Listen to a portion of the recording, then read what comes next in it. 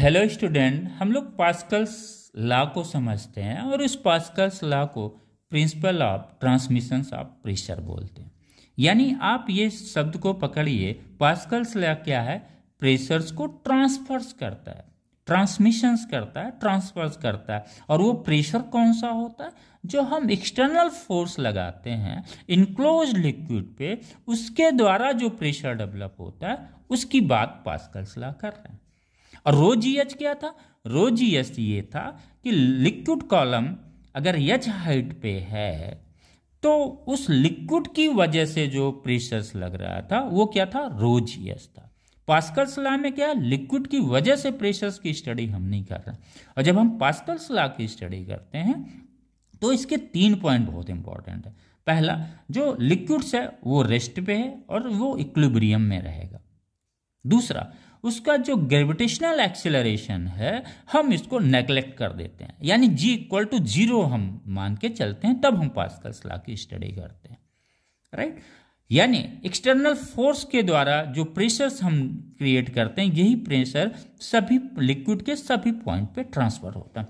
यानी यहाँ पे जो प्रेशर्स है वो एक्सटर्नल फोर्स के द्वारा है, और जबकि रो जी एच क्या है? वो लिक्विड के द्वारा प्रेशर अप्लाई किया जा रहा है। कहाँ पे एक्ट कर रहा है? वो अपने लिक्विड सरफेस पे करेगा या वॉल ऑफ द कंटेनर करेगा। तो हम पास्कल्स लॉ को हम 2 तरीके से डिफाइन कर सकते हैं। पहला, फर्स्ट हम कह सकते हैं it states that if gravity effect is neglected it means g is 0, the pressure at every point of liquid in rest, और वो रेस्ट के साथ साथ इक्विलिब्रियम में रहे, इज द सेम। यानी pressure at every point of liquid in rest is the same. Clear हो गया? फिर से, it state that if gravity effect is neglected the pressure at every point of liquid in rest is the same.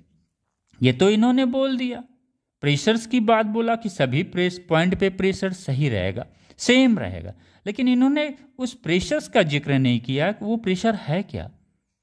तो वो pressure बेटा external force के द्वारा लगाया जा रहा है। और ये दूसरा जो डेफिनेशन है इसको आप लिखा करें और इसे ही समझें।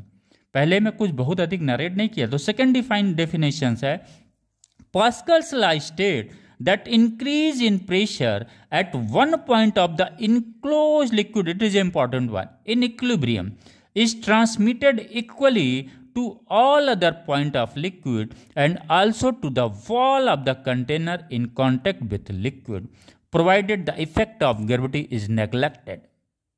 This is the key definitions of the Pascal's law. Thank you.